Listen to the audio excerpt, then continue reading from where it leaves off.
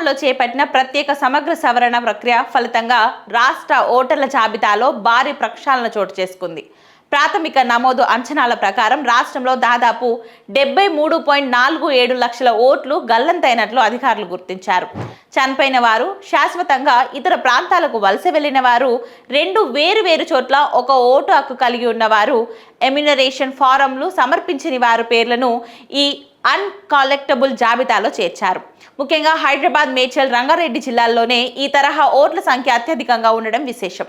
ఈ నెలాఖరులో అంటే ఆగస్టు 17వ తేదీన డ్రాఫ్ట్ ఓటర్ల జాబితా విడుదల కానుండగా అందులో పేర్లు లేని పౌరులు తమ ఓటు హక్కును కాపాడుకునేందుకు మళ్లీ దరఖాస్తు చేసుకోవాల్సి ఉంటుంది. 2002 నాటి సర్వ్ వివరాలతో సమాచారం సరిగ్గా మ్యాచ్ కాని వారికి వివరణ కోరుతూ ఎన్నికల అధికారులు నోటీసులు జారీ చేసే అవకాశం ఉంది.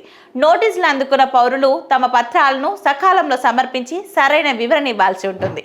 ముసాయిదా జాబితాలో పేర్లు లేని వారు ఫారం 6 ద్వారా క్లెయిమ్ నమోదు చేసుకొని ఆధార్ కార్డ్, పాస్పోర్ట్ లేదా ఇతర ప్రామాణిక గుర్తింపు కార్డులో ఏదైనా ఒక దానిని అధికారులకు సమర్పిస్తేనే వారి ఓటు హక్కు పునరుద్ధరించబడుతుంది. తద్వారా రాబోయే క్లెయిమ్స్, అభ్యంతరాల గడువు ముగిసే నాటికి అర్హులైన ప్రతి పౌరుడికి తిరిగి ఓటు హక్కు లభించే అవకాశం ఉంటుంది.